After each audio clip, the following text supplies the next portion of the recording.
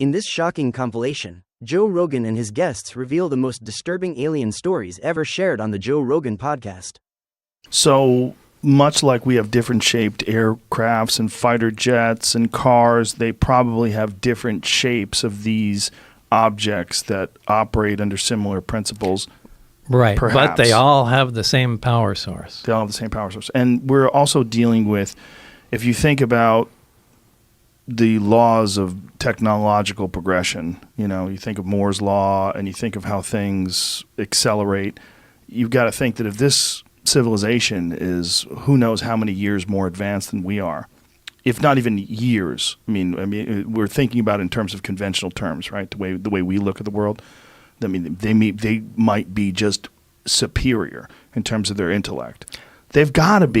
Maybe. We don't know, right? Well, the only reason I say that is because, look, everyone doesn't necessarily start at a steam engine and go to an internal combustion engine and then, electric power, nuclear power, and go up the ladder that we come on. The binary, if the stuff is true about the origin and the binary star system, and they have heavier elements that we don't have, and this stable element 115 is a naturally occurring material, maybe that's the first thing they started experimenting with.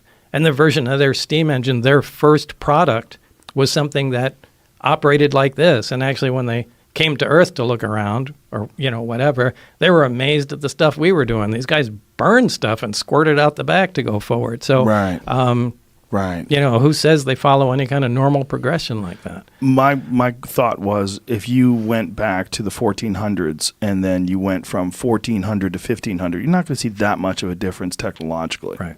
If you go from 2000 to 3000, I assume there's going to be a radical change. Right. Well, the delta, the rate of change is magnificently higher than it used to be. Right. So if you think about what they had in 1988 and you think about what they probably have in 2019, just logically, it seems like they would advance. I would think so. The only question is, are they living?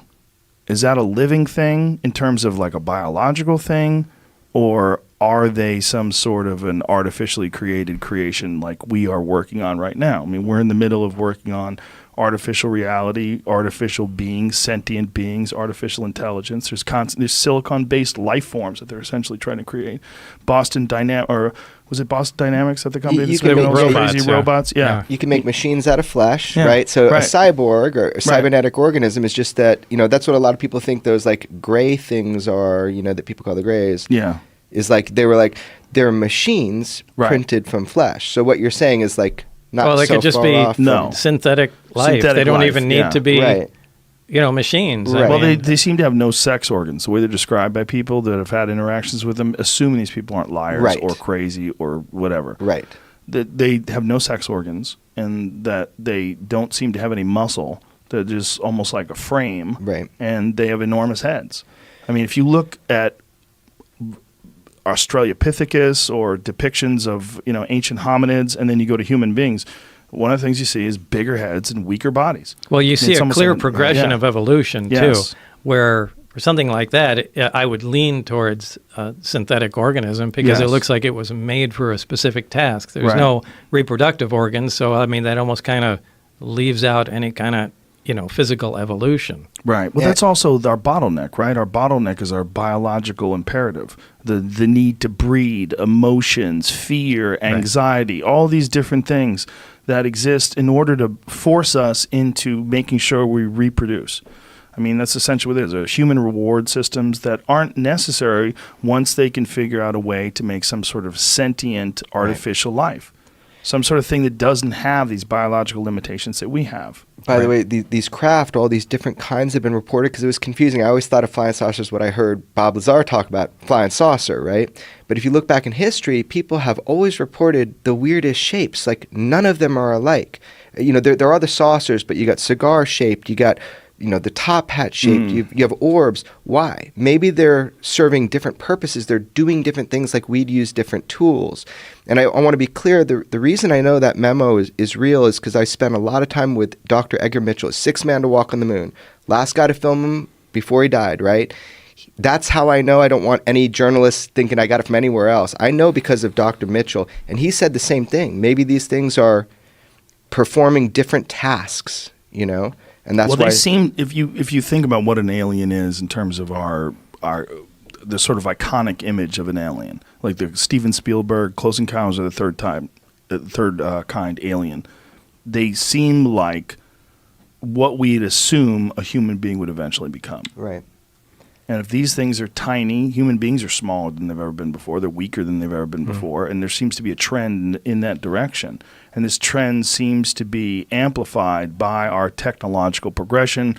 There are a lack of need for muscle strength and our lack of need for violence. And we're moving in a society to try to get away from all the things that we think are abhorrent about human beings and the terrible behaviors that we have. If we one day do give birth to some sort of an artificial being, like Marshall McLuhan's quote, "We are the sex organs of the machine world." You know, that one day we... Okay, I'll buy that. Yeah, McLuhan was brilliant. And that quote has always been one of my favorites because, okay, what are we doing when we're constantly technologically innovating? We're constantly looking for faster cars, better computers, bigger screens, faster, more resolution, more pixels, more this, more that, higher bandwidth, 5G, 10G. Right. What are we doing? We're moving into this, if you just follow it, objectively stand back, don't attach yourself or your civilization, your culture to it, and look at what it is. We're moving 100% towards technological innovation. If you looked at this species from afar, and if you weren't a part of it, you would say, well, what does this species do? Oh, they make things. They make things better every year. Beehives are the same fucking thing that you see 10 years ago. You go by, you see a beehive, it's amazing, it's cool, but they're the same fucking thing. They figured out how to do it, they make a beehive. Right. We don't do that. We make better things. What would you constantly. And at some point, I think that technology is going to fuse with us. Yes. And we're going to become... It's already happening. Yeah. I mean, Elon Musk talked about it on my podcast, that we are cyborgs. You just carry it in your pocket. It's a phone. It answers any question you want. You can talk to it. It'll give you the answers instantaneously. It navigates you. It has all your phone numbers in it. It has all your contacts. You can get a hold of people. People are listening to you through it. It's connecting us in ways even involuntarily. Haptics, that kind of thing. Yeah. It's also getting on your wrist. How many people have iWatches, Apple Watches? They put them on their wrist. Right, and that's only because we can't integrate them yet. But you know that point is coming. 100%. Yeah, I didn't joke about it last night, but I have a bit about it that I do, about the integration between humans and technology. That's What would you do if you were a hyper-intelligence, right? Would you do the work yourself, or would you create some cool things called like humans to do it for you? Would you create things that are cybernetic organisms to come in with machines and do it for you? If you were a hyper-intelligence that has kind of changed like you've described, you'd probably create workers, right? Well, that's a vast conspiracy theory. I'm not talking about conspiracy. But it is a kind of a conspiracy, right? I'm asking you. Well, I mean, I don't think it's necessarily that.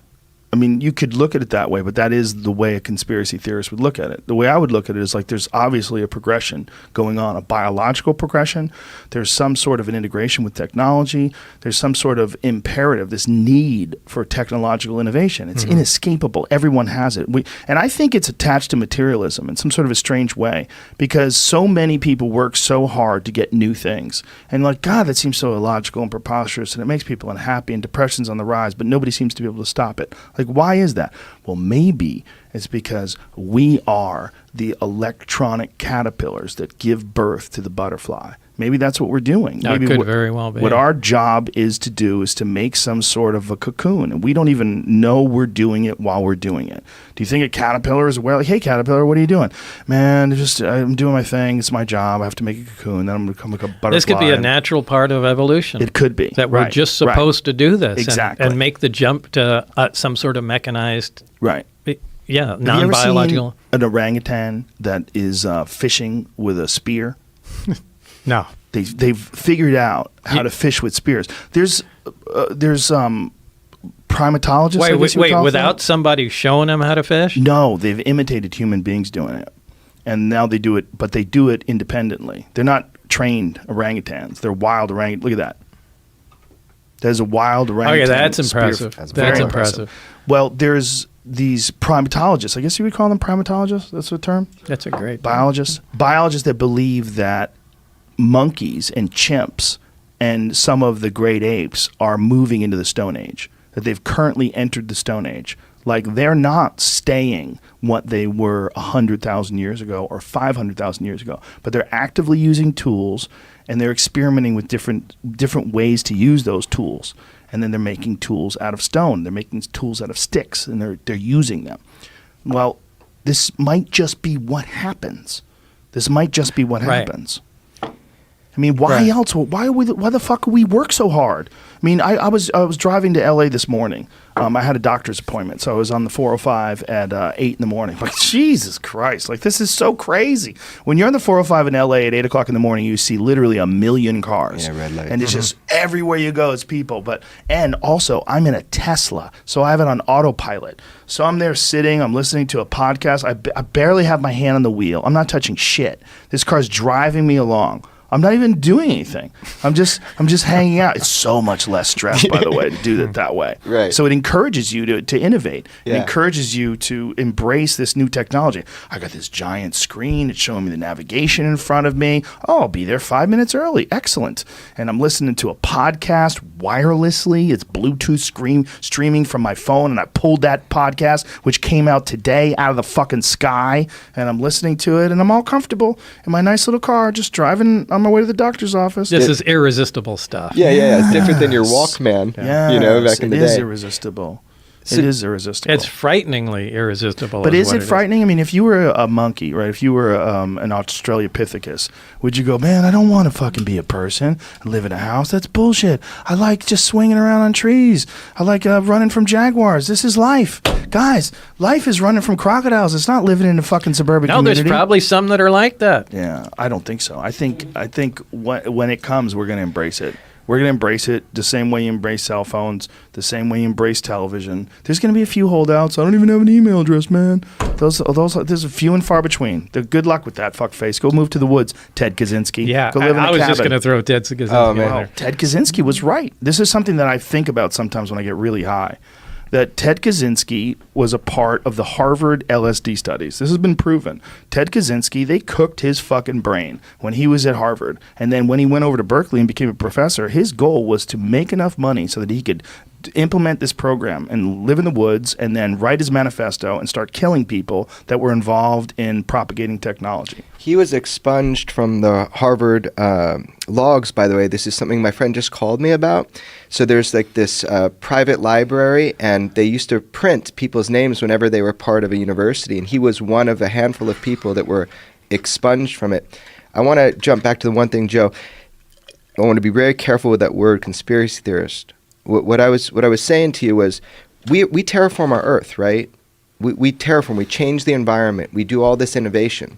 What is stopping us from thinking that that's not being done? I'm not saying it is. I'm saying what's stopping us from thinking that that's being done on a much bigger level, on a cosmic level. You mean like aliens coming down doing that to humans? No, I'm telling you that there is something here. There's a fact. There's something. They're a craft. They're here. They're not ours. They're here. So the question is, what is that about? And I'm just looking at what we do with what you're describing with technology. Well, and I think it's much more likely that the same way we observe chimps and we observe that they are now in the Stone Age, that they're observing us, and that they're recognizing that there is a pattern, that there's steps that happen. I mean, Carl Sagan talked about the different levels of civilization, and that that if we don't get past certain levels, we're never going to reach this. Right. I mean, we're a in type this, 1 civilization. Yeah. We're going to stay at type 0. Well, yeah. we're in this warring, polluting, pillaging, we're awesome civilization. Humans are awesome. I mean, we're awesome in a lot of ways, But in that way, we're not. Well, yeah, we're children that have immense power that we didn't really. The other thing is you're using the immense power that other people have created, right? I mean, even when you're driving a car, you're stomping on the gas like, woo! You didn't invent the fucking engine. You didn't invent tires. There's all these things that were involved in the creation of this thing that is really outside of your grasp of understanding, but yet you have the ability to use it. Like a person with a gun, I'm just gonna bang, bang, bang people. You didn't invent a gun, so like you've without the intellect to craft and engineer and manifest these creations, you just have access to them because you have paper or you have Bitcoin or you have whatever the fuck you're using a credit card. Now you have almost no responsibility. You could just flippantly use these things, which is why we we were very childlike in our actions because we haven't had to earn the responsibility. We haven't had to earn these things that we've been able to have, and you've only been able to have them because other people have innovated and spent ungodly amounts of time and effort and focus in the lab to create these things. And then they've all put them together. And then what's the reason to put them together? To profit. Well, what's the reason to profit? Well, why are you doing this? So you can buy more things. Well, what are we doing? What are we doing? We're making better things. That's what we do. That's all we do. That's all we do is make better things. Yeah. Why the fuck do we need oil? Why do we need oil? Why can't we just burn wood and stay home? Why can't we grow chickens and food in the backyard? Why can't we do it? Well, we fucking can. We certainly can. People do it. But we decide to make that almost impossible. Our preferred way of living is to stuff everyone into a very small area where no one grows anything other than weed. And this is what LA is. LA is 20 million people with hard surfaces, as many hard surfaces as you can. Boy, if you got an acre backyard in LA, holy shit, look at all that green. This is amazing. Well, no, that's the fucking earth coming through this weird sort of creation that we've put on top of the earth. But the goal is that, like New York City, there's none of it. Right? You've got Central Park, and they just got human shit. Human stacked up. No one's growing anything. And then constant work. Everyone's up early. Go, go, go. Innovate, progress, make that money so you can buy more things. And every year, hey, Apple, where's this fucking new phone? As if your phone isn't good enough. Like your phone's taking pictures and videos, and people are calling you, and you got applications that tell you which way the wind's blowing. It's not good enough. A blink of an eye, it's all gone, though, that, like 10,000 years and the Hoover Dam goes or whatever. Mount Rushmore disintegrates. So it's amazing because we have created that, and everything's trying to spring up through that. We keep it maintenance down, but we're a blink, man. Something hits. But we don't think that way. Well, you think in terms of your own life, right? You think in terms of what you want and what you need right now. We are, in many ways, this combination of this weird, primitive, ape-like thing with the ability to calculate and manipulate our world and our environment that makes us wholly unique. On top of that, with existential angst and fear. So what do you do with that? We fucking water it down with antidepressants. Give these fucking people some shit that keeps them moving. Well, they're worried about the future. They're trying to figure out what reality is. You're on a goddamn convertible spaceship spinning 1,000 miles an hour, hurling through infinity. There's no meaning to this thing. Just keep making shit. Keep making stuff. And then one day they're going to be able to hit that switch, and this life will be born out of innovation and thinking and progress and technology. And more than likely, it's probably going to be what we're seeing that these things are that you're observing. I'm not observing them, but yeah. Well, someone's observing. Are you implying that they're us? I don't think they are us, but I think they are what happens when things keep going. It's not us, just like we're not monkeys, right? I'm not a chimp. Oh, that'd be cool.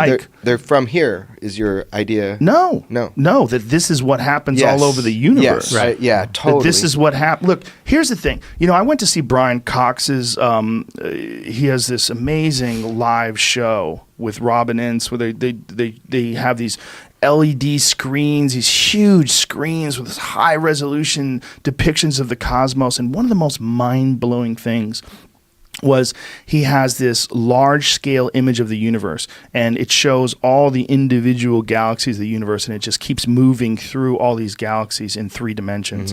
And it's fucking incredible. But what's stunning is the relative uniformity of it, even at, you're obviously looking at an incredibly small depiction of something that's immensely large, like a galaxy of hundreds of billions of stars. You're seeing it as this little dot, but this little dot that's flying through space, surrounded by other little darts with very similarly spaced distances homogeneous between all them. through, So I'm like, if we see uniformity in that form, in terms of like the distance between galaxies, like so many galaxies, it's so similar. They might vary slightly, and that slightly might be hundreds of millions of light years, right?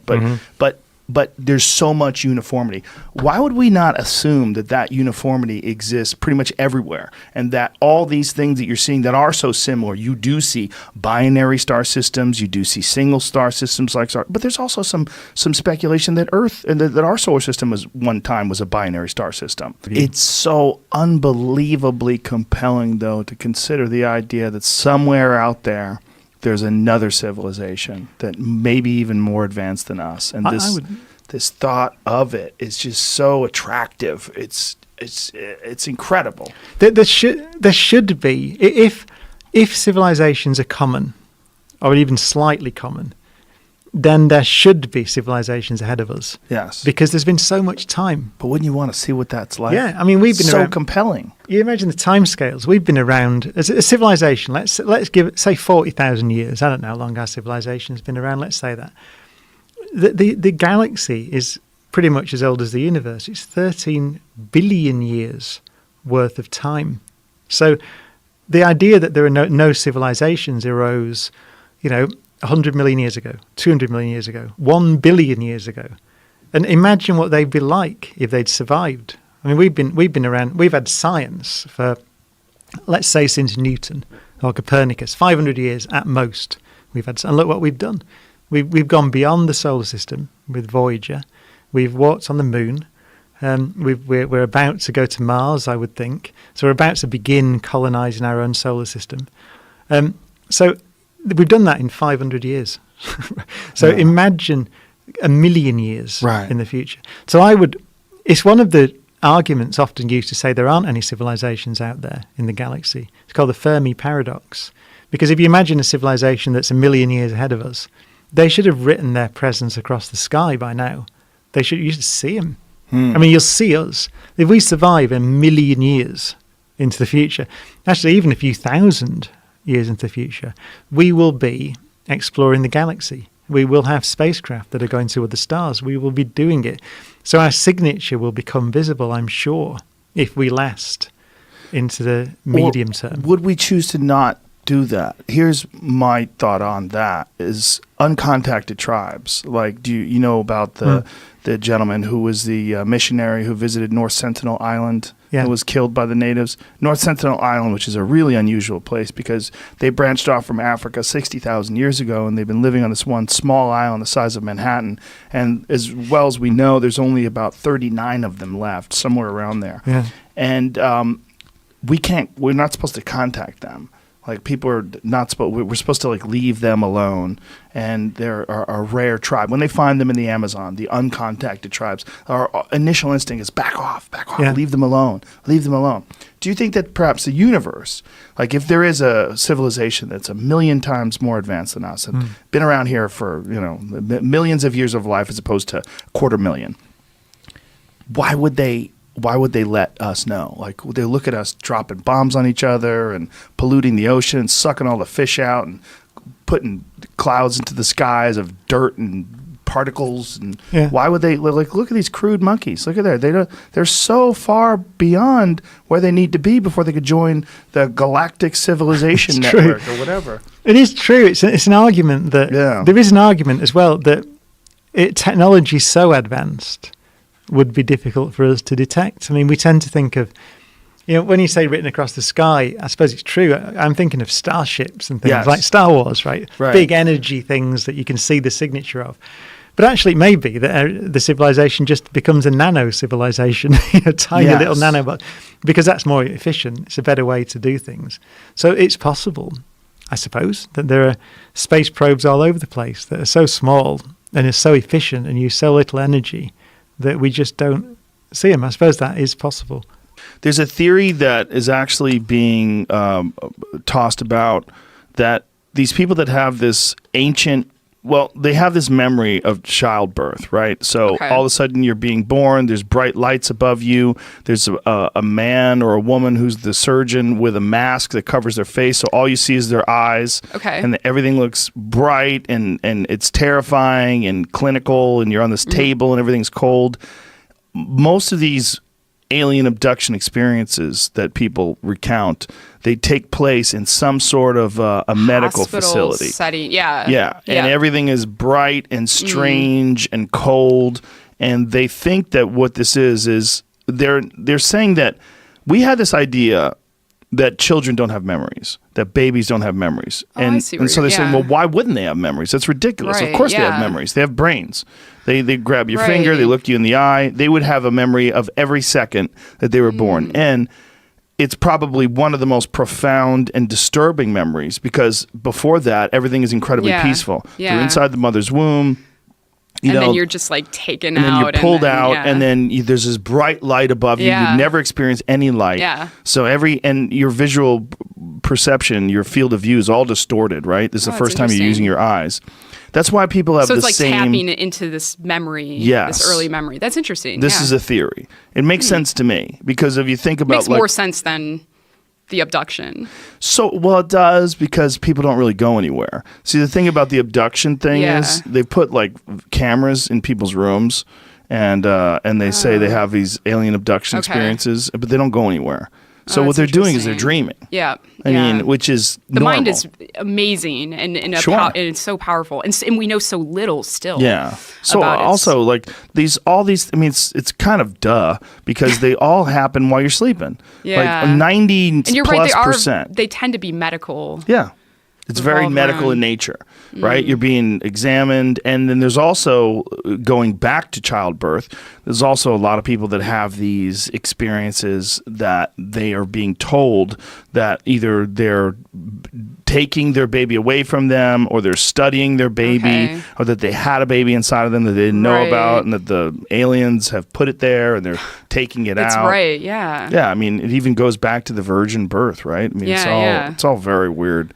But this memory that people have from childhood is most likely, probably a pretty intense, powerful memory that's always there. Yeah, and your affecting first memory. Yeah, and some people can tap into it, and some people can't. Yeah, clearly. sure. Yeah, yeah. Mainline historical books about mainstream SS castles where they go, the aliens want blood, so they'd kill like 20 kids and everything. So the aliens would like come in. Aliens are eating blood? They brings them in like sharks. And then they would like give them technology. They go, this is how it works. You build the atomic weapons this way. You build it. And they would like show them bombers, and like the aliens are like telepathic. I don't even believe this. This is what the Nazis believe. And the aliens would mind meld and give them the technology. They're bad aliens. So are you surprised the Nazis were influenced by demons? No, if demons are real, I would definitely think they'd be on the side of the Nazis. Yeah. But Joe, what I'm telling you is think aliens there'll are be demons? no media is going to attack this. I want to know where I can read it. Where can I read those statements? That they were in contact with the aliens? Well, obviously your podcast Look is up giant. Nazi Vril Society, VRIL If Society. you let me put he had a a group of chicks, That's witches, aliens? That's that were aliens? like right up there with them, like doing And I don't have to rituals. come over for 3 hours. If I can fly here with a report the day before, I'll send it all to you with mainline books. I'll mail the books with tabs in them. Okay. And I'll mail documents. Okay. Cool. Yeah. Listen, I think that they absolutely were obsessed with the occult. That's been pretty well documented. They made flying saucers. Yeah, and I think, Hey, did you talk about that? Spielberg. Did you talk about that alien craft that came into our What happened? What are you talking into our about? galaxy? It did? The one with the Hawaiian name? Oh, so it's over. You didn't hear about that one? The one that looks like a joint? Yeah, it looks or a big piece of poo. Yeah. That's just a rock, The big right? duty copter. It's just a weird rock. I think. No, they said that some like legit people said that it changed speed and went in different directions. Oh, and legit people. Legit people. Oh. Scientists. Oh, them guys. Said that it was it could be something. Could be. What does Neil deGrasse say about it? He's not talking right now. Yeah, he's in a little bit of a kerfuffle. Kerfuffle. What's this, Jamie? This thing right here. Yeah. Harvard scientists say aliens may explain bizarre interstellar object. Yeah, I saw that, and then I saw someone refuting that Harvard scientists. Harvard. Nobody wants to believe more than me, bro. Come on, Joe. It's real. Well, if I was going to mask my spaceship to fly through the galaxy, I would definitely make it look like a big rock. Yeah, like a big asteroid. Right. Why wouldn't you? Driving through space. Maybe if they were like, look, if we just make this thing drive by them and don't change speeds, they'll have no idea. Just think we're an asteroid, and they'll be psyched that we missed them. Like, yeah, good call. And the guy's like, left turn! Someone just hits the gas. I'm tired. I don't want to. It's fucking taking too long. What'd you do, Dave? What? Dude, you got it. The fucking cops are behind us, Dave. Shit. God damn it, Dave. You're not supposed to just take off. I told you. 65, you fuck. Let's start throwing this weed out the window. Why would it be so hard to believe? A space rock traveling through space. That would be the move, right? I mean, if they're so advanced that they can travel through galaxies, they can make the shit look like anything they want it to. Yeah. Why wouldn't you doll it up? sounds good, doesn't it? God, I want to believe. So hard. Well, I hope you do, because there's gonna be a lot of stuff. But I want to know what you've seen though. So you've seen this piece of metal. What else have you seen? I've seen many documents on the studies of these things, and I've seen a lot of the science associated with what the technology is and what it does.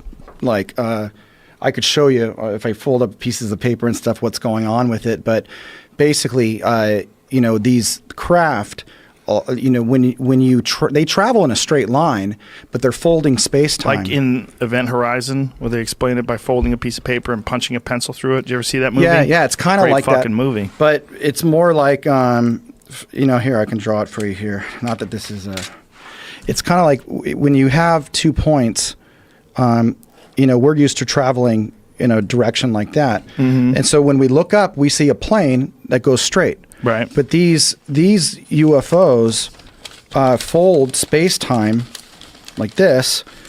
And so it looks like to them they're going in a straight line.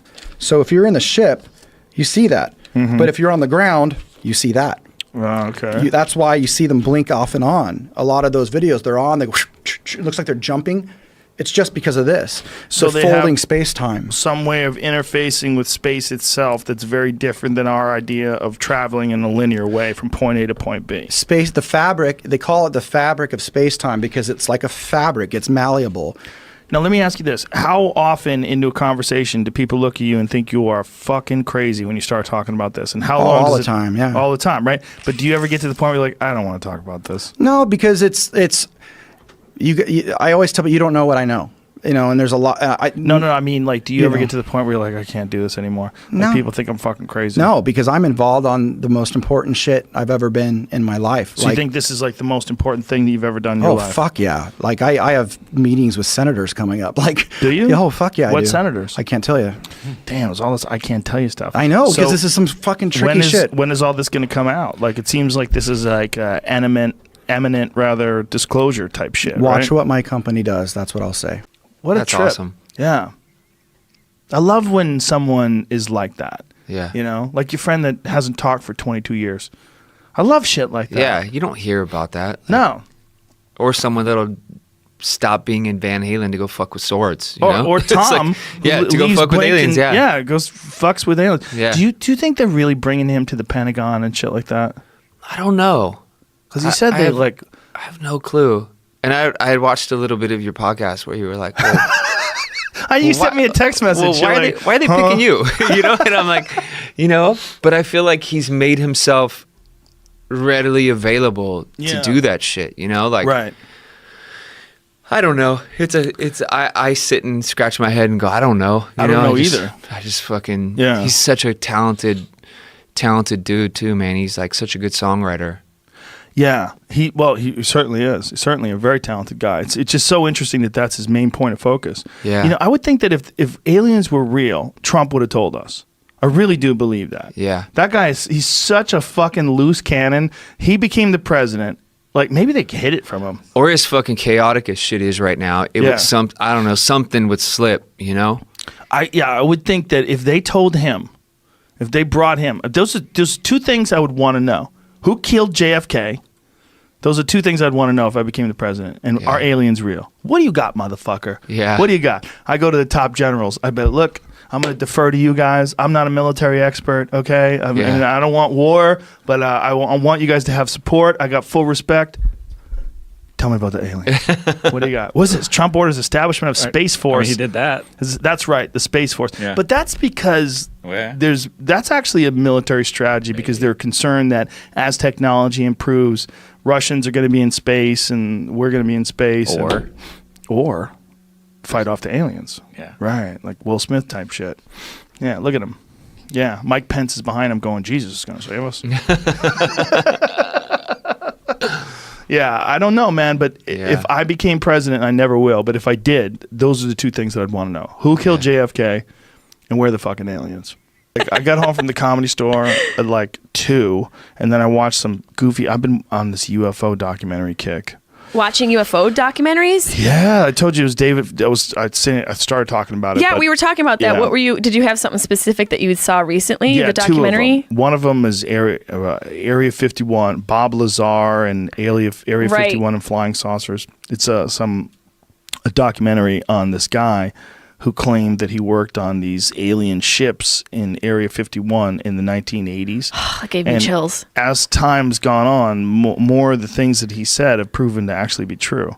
Like what? Including an element that he talked about, element 115, I think it was called. Like an organism from outer space? No, an element, like a man-created element, like there's carbon. Right. There's an element that they created that he talked about way before it was ever publicized. And he talked about this thing, and then it turned out to be true. He talked about these, there's these hand monitors that you would put your hand on this thing, and these metal lines would detect the distances in the bones of your fingers, the exact distances, and everyone is different. It's like a signature thing. Mm-hmm. And that they could find out if it was you or not you that was trying to go through. So the way they would scan people, the bioscan, would literally measure the bones in their fingers. And people said that was horseshit. Wild. He talked about this in the 1980s. People said it was horseshit, but then later on turned out, no, they did have that in Los Alamos. They did have that in Area 51, and that this technology was very, very advanced. Not just very advanced, but it was not well known at all. Like very few people did. And this guy who was creator of this documentary, it was very difficult for them to get photos of this hand scanner. But this hand scanner did exist and existed exactly as this guy described it. In the 80s, I mean, that's super progressive for that time. There's also even people for now. that did approve his top secret clearance to get to this place. They know that he actually worked there. There's people that worked in the same Los Alamos lab with him. They tried to say he never worked there, but his name's on the manifest. It's very strange. It's like they've tried to erase parts of this guy's past because he filmed a bunch of their crafts as they were flying around. Like he knew what days. This is the thing. That thing right there, you put your hand on that, and it actually measures the distance of the size and length of your bones. That looks like something that's inside of an escape room in L.A. It does. It's hilarious. It's so true. But Doesn't it? I went into this documentary skeptical. As you should. Yeah, but I'm so done with all those things. But listen to this guy talk for a while. After a while, I was like, what if he's telling the truth? Like, what if he is actually telling the truth? Because if he's actually telling the truth, there is some part of the government that had access, at least in the 1980s, to alien technology. You believe in UFOs? Oh, yeah. Oh, my God. Really? Yeah. See, I believe in there's other life forms out there, but I don't think they're coming here. They might. Here's the thing. They might. Well, why not think it? But just because here's one thing I do believe. Most people are full of shit when it comes to like most of their stories. Like it's hard to find a person that could just tell you what happened based on what they really remember. People want to jazz things up and they want to add salt and pepper. Yeah. They had just sex with me, did this, did that. They don't necessarily tell you the truth. They tell you what they think is going to be an engaging story that kind of represents the truth, maybe. Especially when it's a weird thing like you saw something in the sky. What did you really see? How long did you look at it for? How many seconds was it? Well, I mean, here's the problem I have with UFOs. I believe there are UFOs, but I don't think they're coming here. Why would you say that? Because that means first of all, if they're coming here, that means their technology is way more advanced than ours. Right. So why would they care if people saw them? They would show up, if I was an alien and I was that far ahead of us, I would land that bitch right in the middle of Times Square and be like, what? We are here. But why would you do that? But why wouldn't I? Well, why am I hiding in fields where nobody can see us? Are you aware of how we treat uncontacted tribes?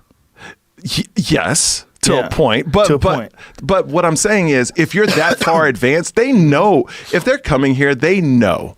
They're way smarter than us, right? Because they've traveled here, right? And we don't even know from far distances we can't even imagine. And they're here; they don't have to hide. It's just do you think they do it because they have to hide?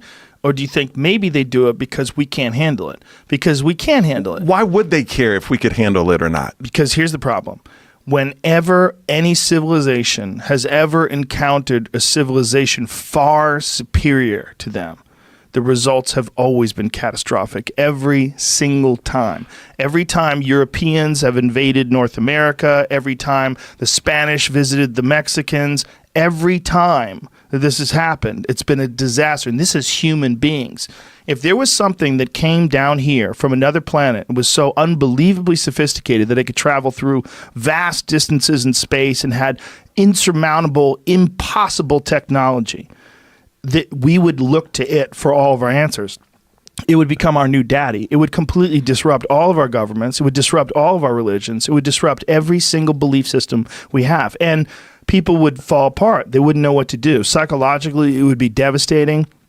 Look, I'm not a doctor. I'm not a psychologist, but I know most people would not be able to handle it. I understand that, but why would they care? Because that's my whole point. Because why would they care about because us? They would be affecting our culture. But they wouldn't care. But why wouldn't they care? But why would they care? We care about animals, bro. There's a reason why we have wildlife protection agencies. We have that because we care about animals. And animals don't even know we're a thing. Okay, if you're a deer living in the forest and you're 2 years old, you might not have ever even seen a person. You don't even know what the fuck we are. But we're trying to keep those deer alive. We spend billions of dollars every year protecting them. We do that because we care about wildlife. If we cared about a rare monkey that we found in Indonesia for some strange monkey, we would do whatever we could to make sure that monkey's populations thrived. If there was a way to help them, I mean, that's one of the reasons why zoos exist. They take rare animals, they try to breed them in captivity. But we're also sharing the same Earth. Well, then maybe they look at the universe that way, and maybe they look at nuclear civilizations like our civilization. I mean, our civilization's a very dangerous one because we're a bunch of semi-hairless monkeys with nuclear weapons. I mean, we're fucking nuts, bro. Oh, yeah. And we're obsessed with sex. We jack off to our phones. We're taking pills to keep our dick hard. We're all on speed. I mean, we all have ADD. I mean, and we lie. We lie about shit. We lie about things that people did to us. We pretend people did worse things. We pretend that we didn't do things to people. We lie about stealing. We lie about money. We lie about all kinds of things. I mean, people are so you're thinking crazy. You're thinking aliens are thinking about all that before they come down. Of course they would. When you discuss the cosmos, maybe the single most intriguing possibility to us as human beings is what other intelligent life, if any, is out there. And how interesting is that to you? Because you spend so much time studying the fundamental particles of the universe itself. How interested are you in the possibility of other intelligent life forms? Or have you just like put that out into it's just so ridiculously unlikely or so far away from us that we're probably never going to make contact? Well, you see, it's not so. There's this SETI program where they're looking at to see whether they can see signals from distant civilizations. The problem there, from my perspective, is that although they might be out there, they've got to have had a real head start on us before you would see them. Of course, they might have done so, but then I don't know. You see, actually, Vahir Gurzajan, who's my Armenian colleague, and who looked also for these ring-shaped things, and looked at them in a different way from the Polish people. But we seem to have seen something there. But we wrote a paper in which we speculated on beings from the previous eon communicating with us. And the advantage there is that you're looking at the really advanced civilizations, really right at the very end, you see. Billions of years ago, their universe disappeared and then had to come back to a Big Bang state again. The signals could come through, yes. And somehow or another, those signals remain. It's conceivable. I agree it's pretty far-fetched, but, you know, who knows what... So eons, how many billions of years are you talking about? Like the Big Bang was 14 billion? Yes. But you see, that's where at the beginning, in a sense, or it's 3/4 of the way through in another sense. It depends how you draw the pictures. Right. In the sense of interestingness, or in the conformal picture, we are already 3/4 of the way through. So 14 billion to now, so we have how you many can't billion count left? it as years, you see. The trouble is it's a cheat. It's a cheat. The year count is as much as you like. It depends on something else. the mass has to fade out, and how you measure time becomes problematic. Mm-hmm. And it's either infinity, you see, which isn't much use, or you might have a different definitions of time, which depend on what particle you're using as your clocks and things like that. So are you essentially saying that it's entirely possible that we are the furthest in terms of our technological achievement and our understanding of the universe itself? It's possible that we're at the front of the line, that there might be some other intelligent life forms in the universe, but they might be behind us. Well, there would have been... I'm not saying they got through, you see. Well, right. Maybe they have techniques for getting through, but that's a bit hard to imagine. But maybe information from them could get through, and maybe you mean from the previous eon? Yes. Oh, they might have got through, like somehow or another survived. Yes, but it would have to be in the form of photons or something. Yeah, no, you could. It's not. I'm talking about ridiculous speculation. Sure, now. but so, encoding information into photons. Yes. Wow.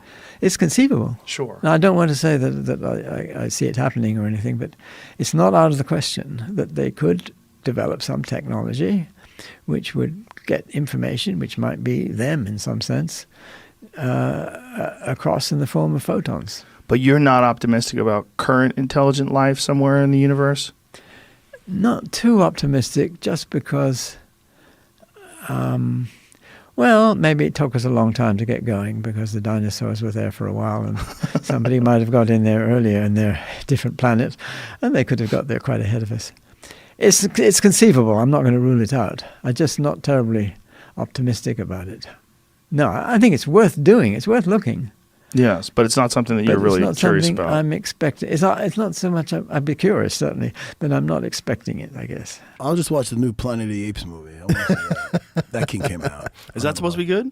Those aren't good bad, that's out though. now? From what I've seen, those aren't bad. How's that Alien movie? Did you see that? The new one? No. I heard it's good. Yeah, really? Yeah, I heard it's real good. I heard it's scary as fuck. I heard it like goes back to like the first Alien, where they're like hard to find and scary.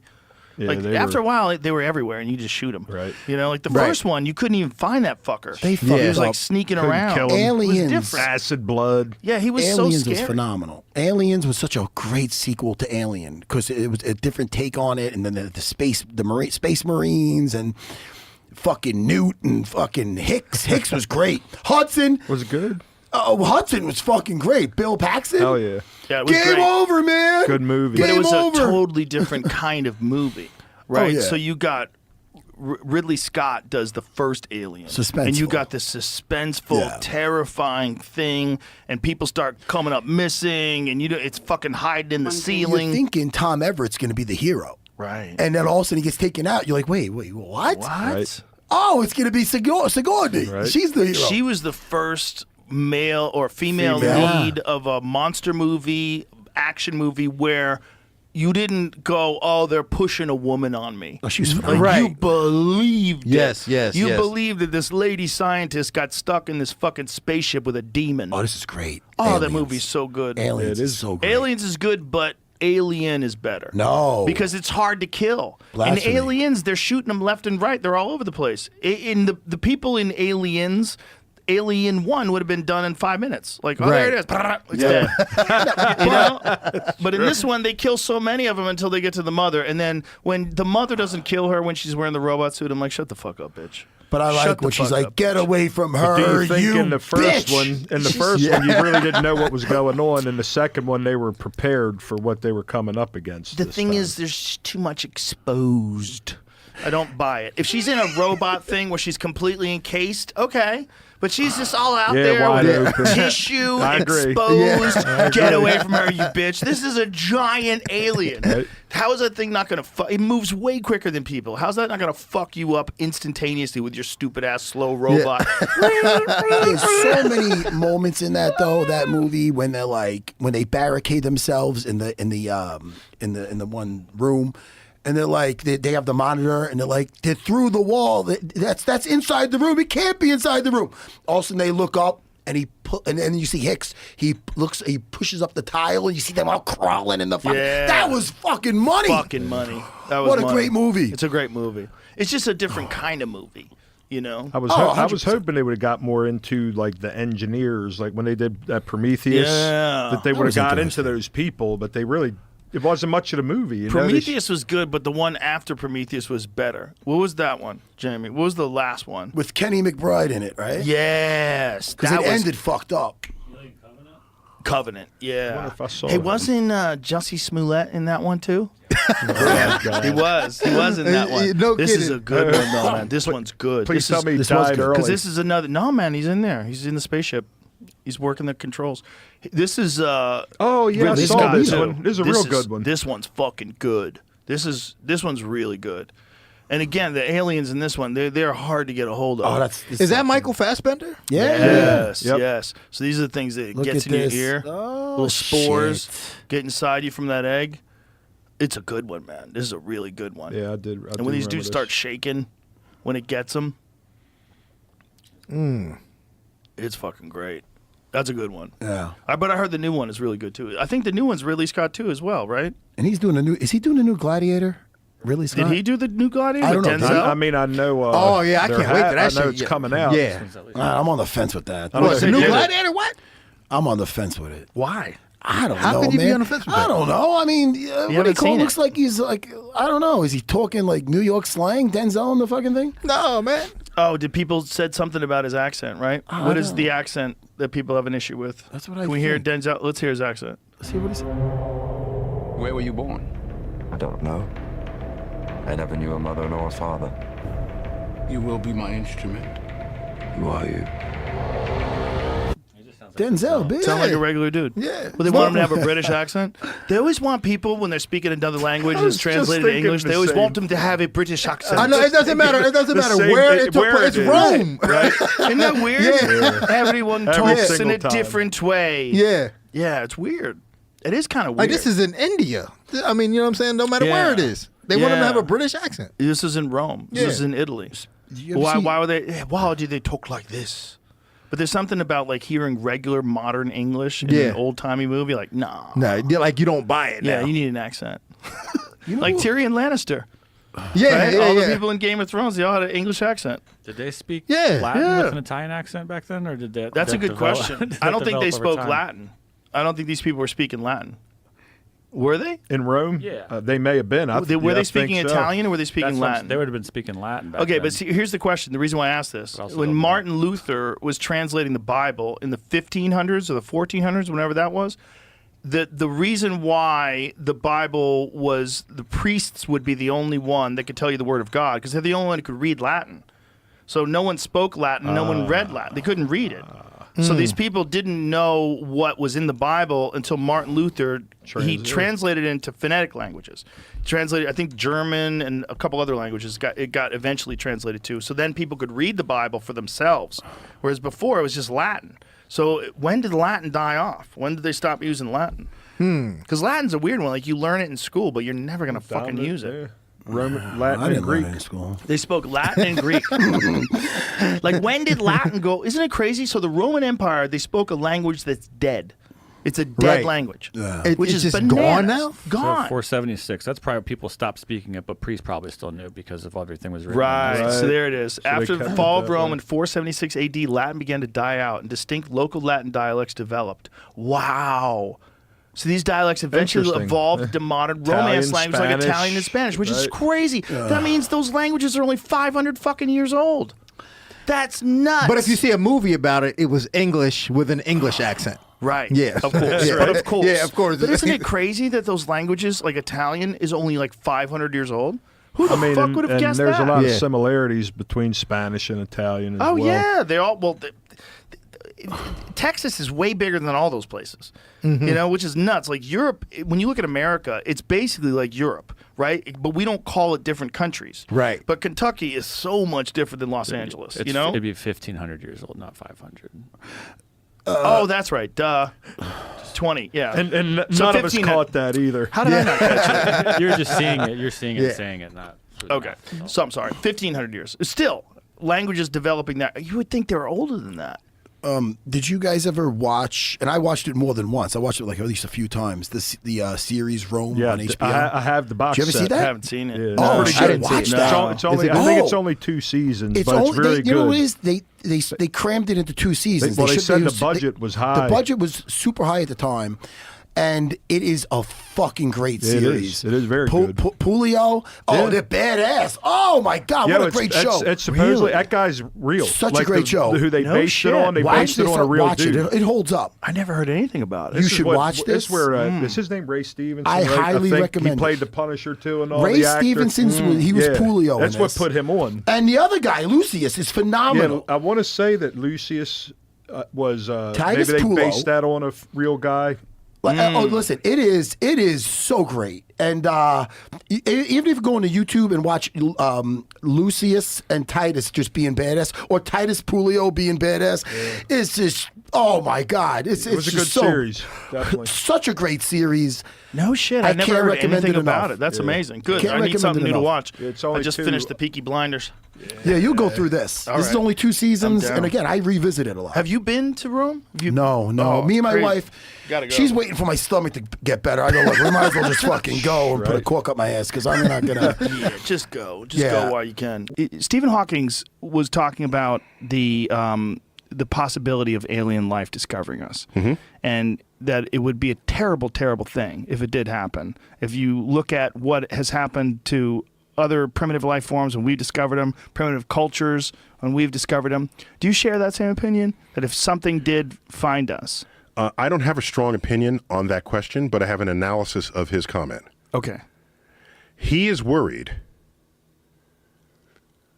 about the possibility of aliens enslaving us. Based on the reality that we've done that to ourselves. Yes. Just think about that. His fear of aliens derives not from actual knowledge of aliens, but from an actual knowledge of ourselves. Anytime a more advanced civilization has come upon a less technologically advanced civilization, it did not bode well for the less advanced civilization. And that happened in North America, South America, North America with Europeans, South America, the Spanish, Australia with the Brits. It never boded well for the less technologically advanced civilization. His factual knowledge of that leads him to suspect that aliens would be exactly the same. And I'm not that skeptical. I don't think all life forms in the universe have the basal, primal, violent attitudes that we do as a species. I've not been given reason to think so. But don't you believe that things advance because of competition, and competition forces things to be fairly ruthless? It has been argued that if you're a civilization that colonizes the galaxy, that it's a self-limiting exercise. Why? Because here you go. You ready? We start here on Earth. It's you and me, boy. All right? And you take that planet, I take this planet. And now we both have offspring that are just like us. And we want more planets. All right? We reach a point where expansion is not possible because we are warring with ourselves to gain the territory that each other has obtained. So it has been argued sociologically that the very act of wanting to colonize is self-limiting against successful colonization of the galaxy. Because to colonize the galaxy, it has to be done in an organized way. All right? You take this sector, I take this sector. But if I want territory and I want it now, and my kids want it now, I want that territory, not this other one. In fact, I want it all. That kind of attitude breeds violence. It breeds war, intragalactic war. So it may be that the very kind of civilization that could peacefully colonize a galaxy is not the kind of civilization that would colonize the galaxy at all. Oof, that's heavy. Very heavy. What about the idea that that's my first comment about Stephen you got another Hawking. one? He made another comment about we should be a multi-planet species. What the hell to does that protect mean? ourselves against an asteroid rendering one extinct. It makes a good headline and it sounds like it makes sense, but I'm not there with it. Yeah, of course I want to back up. Of course, let's be a multi-planet species. Fine. Right, but I would do it for different reasons. I would do it because it's cool, not because I want to protect human species from extinction. No, that wouldn't be the reason to do it. Can I tell you why? Please. List every reason why you think we go extinct. One, we trash Earth. Another, and we can't live off of it anymore. An asteroid is coming. There's some nanobot gone astray. Okay? Pandemic. Virus pandemic. Okay. So, it seems to me that if we want to be a multi-planet species, Mars would be the one, because it's a 24-hour day. It's got seasons. We would have to terraform it first, but then we all move there. We just ship 1 billion people there. Here's my point. Whatever it takes to terraform Mars and ship 1 billion people there, it's got to be easier to deflect the asteroid. Whatever it takes to terraform Mars, to turn it into Earth. If you had the power of geoengineering to do that, then you have the power of geoengineering to turn Earth back into Earth. But there are occasionally things that we miss, right? Because of the way that... So you say, okay, whatever it takes to geoengineer Mars and ship 1 billion people there, it's got to be easier to create a perfect viral serum that makes us immune to all possible disease. That's got to be easier. Whatever that takes. But isn't it possible that there's some asteroids that we just will not see until it's too late? Then you put up whatever that takes. That's what I'm saying. Whatever. But they're talking about being Mars able and ship 1 billion people there. 1 billion. Why? Of course. Why wouldn't it be?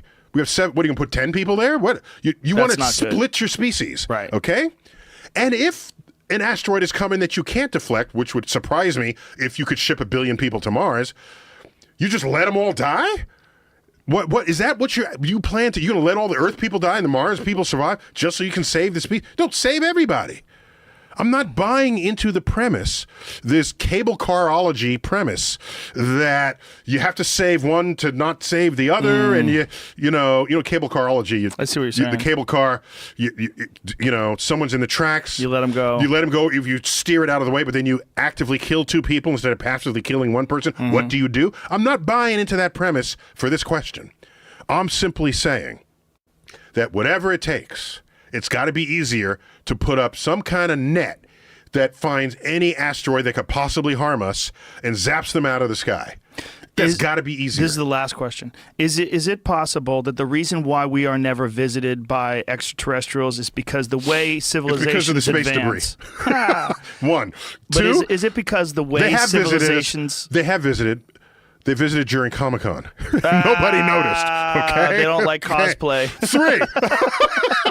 We're out of here. Their costumes weren't as good as ours. Okay. 3. They've observed us and judged.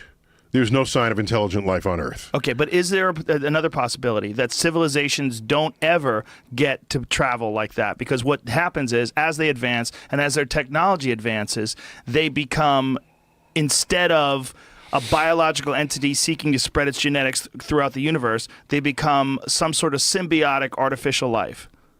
That as they advance their technology and as they continue to innovate, they reach a limitation in biology and then eventually create artificial life that sees no desire whatsoever to travel. Oh, interesting. So I would say that's a great philosophical question. I would say that the day we create AI, if the AI is everything we are except more, and not emotional, then and it foolish, would have an urge to explore. Maybe. Otherwise, then it's not us. But wouldn't it create those doors like in Monsters, Inc. and start going dimension to dimension instead of fucking around with jets and with chemical jets? Yeah. Right. Yeah, they figure out the 4th dimension. Yeah, wouldn't that be the best way to do things? And then they figure it out. And then they would figure out a way to travel better than any way we could. But if the fact that we want to travel and we're creating versions of ourselves called AI, I don't see why. Would it be a I don't version see why of AI wouldn't want to travel. But why would it be curious? If AI, if it is us, if it's this not is my biological, point. Then it's not. Well, if we create every neurosynaptic map, right, of our brain into silicon, into a computer, and recreate our consciousness as humans, The human brain. But wouldn't that the be human just brain one is curious. version of AI? Wouldn't Sure. there be like an infinite version of AI that Sure. AI could create itself? It could. And why would it limit itself to all of our emotions and sexual desires and jealousy and all the ridiculous things that are holding us back? It could. Yeah. Sure. No, I'm not as fearsome of AI as others are. We're not going to make an AI-looking human being because the human form is not the best or ideal form for anything. Did you see Ex Machina? Yes, I did. Did you love it? Did you love it? It was good. It was good. You didn't love it? Good moments. You didn't love it? No, it was good. I loved it. Oh. I want to marry it. You want to marry it? Oh, okay. Well, that's the first thing it's the sex bot. Is It's one the of my, first no, thing. it's not even that. That's It's one where of my that's where the favorite money movies. will be for sure. For sure. Right. Yeah, for sure. But I'm just saying it's one of my favorite movies. I want to marry the movie. It's just an awesome movie. So then marriage would no longer be about sex or just be about reproduction because you just go to your room with your sex bot. I'm hoping that that's one of the first things that people figure out they shouldn't do anymore. Once they get smart enough to symbiotically attach themselves to artificial intelligence. I was watching, what was it, Family Feud? One of the questions was, if you're... we asked 100 married women, if you could have a second husband for only one purpose, what would it be?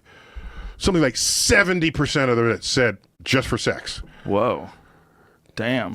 A second harsh. husband for only one purpose. Just for getting stuffed. That's rough. Just sex. That's a fucking wake-up call for a lot of dudes out there. A lot of guys. Let's end on that. Did you see that video of the octopus that had captured an eagle? That captured an eagle? Yes. It was in Vancouver Island. No. The octopus had captured an eagle and was trying to eat the eagle, and these fishermen saw the struggle and released the eagle from the grasp of the octopus, which to me is like, that is here it is right here. Holy crap. That eagle's like, fuck, help, bro. Help.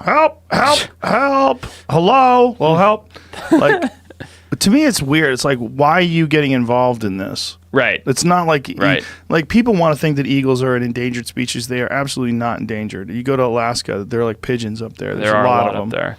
It's giant Pacific octopus. They're amazing, those beautiful animals. Yeah. But that's the thing. It's like I kind of like octopus more than I like eagles. They're much smarter. They're way smarter. Yeah. Yeah. They're really interesting. I mean, I love eagles too. Right. But you kind of got to lay it play out. Look, if I saw like a lion, that eagle might not make it anyway. Look at him. Right. He's fucked. He's He's on all the half side of drowned. the water going, what happened?